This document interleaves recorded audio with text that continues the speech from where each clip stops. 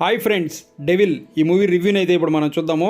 నందమూరి కళ్యాణ్ రామ్ గారు నటించినటువంటి ఈ మూవీ ఒక కొత్త కాన్సెప్ట్తో చేశామని చెప్పేసి మూవీ స్టార్టింగ్లోనే ప్రకటించారు. దానికి తగ్గట్టుగా కళ్యాణ్ రామ్ గారు ఈ మధ్య చేస్తున్నటువంటి అన్ని సినిమాలు కూడా కొంచెం వెరైటీగా అయితే కొంచెం రెగ్యులర్ ఫార్మేట్లో కాకుండా కొత్త సబ్జెక్ట్స్తో అయితే మూవీస్ చేసుకుంటూ వస్తున్నారు. అందులో భాగంగానే లాస్ట్ బింబిసారా, దాని తర్వాత అమిగోస్, ఇప్పుడు వచ్చేసి ఈ డెవిల్. సో ఈ డెవిల్ కూడా ఆయన చేసినటువంటి ఒక కొత్త ప్రయోగాలలాగా ఉందా, ఇంతకీ ఈ మూవీ ఎలా ఉంది అనేసి అయితే ఇప్పుడు మనం చూద్దాము. సో ఈ మూవీ స్టోరీ కనుక ఏంటి అని చూసుకున్నట్లయితే ఇది మనకు 1945 స్వతంత్రం రాక ముందు జరిగినటువంటి స్టోరీ అనమాట. అప్పట్లో జరుగుతూ ఉంటుంది. ఇక్కడ మనకు స్టార్టింగ్లోనే రసపాడు అనే ఒక ఊర్లో ఒక జమీందార్ కూతురు అనేది హత్య చేయబడుతుంది. ఆ హత్య చేసింది ఆ జమీందార్ గారే అని చెప్పేసి నేరం అభియోగించి ఆయన్ని జైలుకి తీసుకెళ్తారు. సో ఈ కేసుని సాల్వ్ చేయడం కోసం బ్రిటిష్ వాళ్ళ సీక్రెట్ ఏజెంట్ అయినటువంటి డెవిల్ కళ్యాణ్ రామ్ గారిని అక్కడికి వెళ్ళమని చెప్తారు బ్రిటిష్ ఆఫీసర్స్.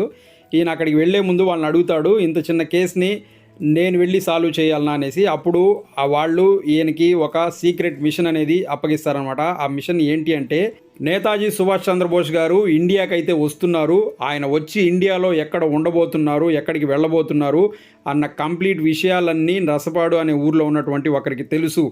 అది ఎవరికి తెలుసు అనేది నువ్వు కనుక్కొని నేతాజీ సుభాష్ చంద్రబోస్ గారు ఎక్కడ ఉండబోతున్నారు అనేది కనుక్కొని మాకు చెప్పాలి. తద్వారా మనము నేతాజీ సుభాష్ చంద్రబోస్ గారిని అరెస్ట్ చేయొచ్చు. ఇదే నీ మిషన్ అని చెప్పేసి ఈయనకు ఒక మిషన్ అనేది అప్పగిస్తారనమాట. ఈ పని మీద ఆయన ఆ ఊరికి వెళ్తాడు. అక్కడికి వెళ్ళిన తర్వాత హీరోయిన్తో పరిచయం అవుతుంది. అక్కడ లవ్ ట్రాక్ అది నడుస్తుంది. దీని ద్వారా ఆయన ఆ ఊర్లో ఉన్నటువంటి కొంతమంది గురించి తెలుసుకుంటాడు. అది ఎవరు ఏంటి అనేది తెలుసుకున్న తర్వాత ఈయన ఏం చేశాడు, అసలు ఇంతకీ ఆ జమీందారు గారు నిజంగానే ఆ హత్య చేశారా, వాళ్ళ కూతుర్ని చంపింది ఎవరు, నేతాజీ సుభాష్ చంద్రబోస్ గారితో ఆ ఊర్లో ఉన్న వాళ్ళకి సంబంధం ఏంటి, అసలు హీరోయిన్కి ఈయనకి ఉన్న సంబంధం ఏంటి. సో ఇటువంటి విషయాలన్నీ కూడా మనం మూవీలో చూస్తే చాలా థ్రిల్లింగ్ అయితే ఉంటుందన్నమాట. సో మూవీ స్టోరీ అయితే చాలా బాగా మంచి స్టోరీనే రాసుకున్నారు. ఈ స్టోరీని మనం చాలా మూవీస్లో చూసినట్టే అనిపిస్తుంది, కానీ ఇందులో మనకు చూపించేటప్పుడు మాత్రం కొత్తదిగా అయితే చూపించారనమాట డైరెక్టర్ గారు. సో ఇందులో మెయిన్ మనకు ఏదైతే 1940 సెటప్ చేశారో ఆ సెటప్లోకి మనం వెళ్ళిపోతామో దాన్ని అయితే చాలా బాగా డిజైన్ చేసి చూపించారు. సో మూవీ స్టార్టింగ్ నుంచే మనకు డైరెక్ట్గా స్టోరీలోకి వెళ్ళిపోతాం అనమాట. ఆ హత్య జరగడము అక్కడి నుంచి. సో అక్కడి నుంచి హీరో ఎంటర్ అయిన తర్వాత ఒక్కొక్కటిగా మనకు మలుపులు అనేటివి వస్తూ ఉంటాయి అనమాట. ఫస్ట్ హాఫ్ అంతా చూసుకున్నట్లయితే కొంచెం స్లోగా ఉన్నట్టు ఉంటుంది మూవీ, కానీ మనకు వన్స్ సెకండ్ హాఫ్ స్టార్ట్ అయిన తర్వాత ఒక్కసారిగా మూవీ హైకి వెళ్ళిపోతుంది అనమాట. అక్కడ ఉన్నటువంటి ఆ మలుపులు అవి ఇవి చూస్తూ ఉన్నట్టయితే అంటే ట్విస్టులు ఒక్కొక్కటి రివీల్ అవుతూ వస్తాయన్నమాట సెకండ్ హాఫ్లో. అది చాలా ఇంట్రెస్టింగ్గా ఉంటుంది. మళ్ళీ ఎండ్కి వచ్చేసరికి ఆ క్లైమాక్స్ మాత్రం చాలా సాదా సీదాగా అయితే డిజైన్ చేశారు. అది కనుక కొంచెం మార్చి ఇంకొంచెం బాగా పెట్టుంటే మూవీ రిజల్ట్ అయితే ఇంకొకలాగా ఉండేది. సో ఇప్పుడైతే మూవీ గురించి మాట్లాడుకున్నట్లయితే మెయిన్గా మనం మూవీలో పర్ఫార్మెన్సెస్ గురించి మాట్లాడుకోవాలి. అందులో ఫస్ట్ మాట్లాడాల్సింది హీరో కళ్యాణ్ రామ్ గారి గురించి మాట్లాడాలి. ఈయన అందరి హీరోల్లా కాకుండా ఈయనకంటూ సపరేట్గా ఒక స్టైల్ అనేది క్రియేట్ చేసుకున్నారు. మూవీ హిట్టా ఫ్లాపా అనేది ఆలోచించకుండా ఆయనకు నచ్చింది, ఆయనకు బాగా వచ్చింది దాన్ని మాత్రం చేసుకుంటూ వెళ్తున్నారు. ఈ మూవీలో కూడా ఆయన ఒక కొత్త కళ్యాణ్ రామ్ని చూస్తాము. ఆయన వచ్చేసి 110% ఆయన బాడీ లాంగ్వేజ్, ఆయన డైలాగ్ డెలివరీ, ఆయన ఫైట్స్, ఆయన అన్నీ పర్ఫెక్ట్గా సూట్ అయ్యే విధంగా అయితే చేశారు. మూవీలో ఎక్కడ మనం కళ్యాణ్ రామ్ గురించి ఇది కరెక్ట్గా చేయలేదు అని చెప్పలేము, అంత నీట్గా అయితే చేశారు. సో 110% కళ్యాణ్ రామ్ గారికి ఈ మూవీ ఒక మెట్టు ఎక్కిచ్చే మూవీ అనేసి అయితే చెప్పొచ్చు. సో నెక్స్ట్ సంయుక్త మీనన్ హీరోయిన్, ఆమె కూడా ఒక మంచి క్యారెక్టర్ పడిందని చెప్పొచ్చు ఈ మూవీలో. ఆమె కూడా కొంచెం గ్లామర్తో పాటు యాక్టింగ్ స్కోప్ ఉన్నటువంటి ఒక క్యారెక్టర్, ఆమె కూడా చాలా సూపర్గా చేసింది.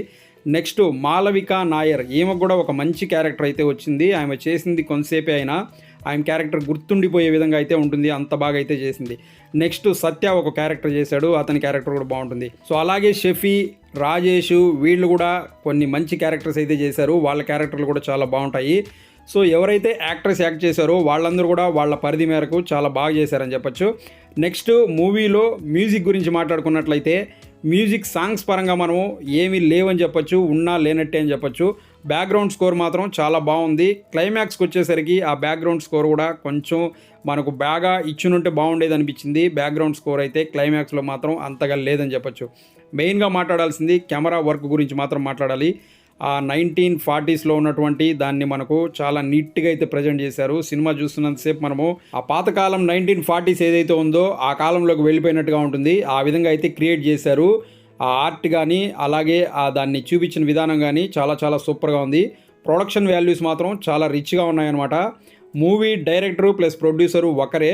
ప్రొడ్యూసింగ్ మాత్రం చాలా బాగా చేశారు. డైరెక్షన్ ఇంకొంచెం శ్రద్ధ తీసుకుంటే బాగుండేది అయితే అనిపించింది. స్క్రీన్ ప్లే కూడా ఇంకొంచెం మార్చుంటే బాగుండేది అనిపించింది. సో ఓవరాల్గా ఫస్ట్ హాఫ్ మాత్రం పర్లేదు, సెకండ్ హాఫ్ మాత్రం చాలా చాలా బాగుంది. ఎండింగ్కి వచ్చేసరికి ఇంకొంచెం మార్చుంటే బాగుండేది అయితే అనిపించింది. సో ఓవరాల్గా మూవీ ఎలా ఉంది అంటే కళ్యాణ్ రామ్ గారి నుంచి మరొక మంచి ఎక్స్పెరిమెంటల్ మూవీ అనేసి అయితే చెప్పొచ్చు. మూవీ నాకైతే నచ్చింది. మీరు కూడా ఫ్యామిలీతో వెళ్ళి చూడండి, మీకు కూడా నచ్చుతుంది. సో అది ఫ్రెండ్స్ డెవిల్ మూవీ సంబంధించిన రివ్యూ. చూసారు కదా, ఈ వీడియో మీకు నచ్చినట్లయితే లైక్ చేసి ఛానల్ సబ్స్క్రైబ్ చేసుకోండి. మరో మంచి వీడియోతో మీ ముందు మళ్ళీ వస్తాను. Thanks for watching this video. Thank you very much.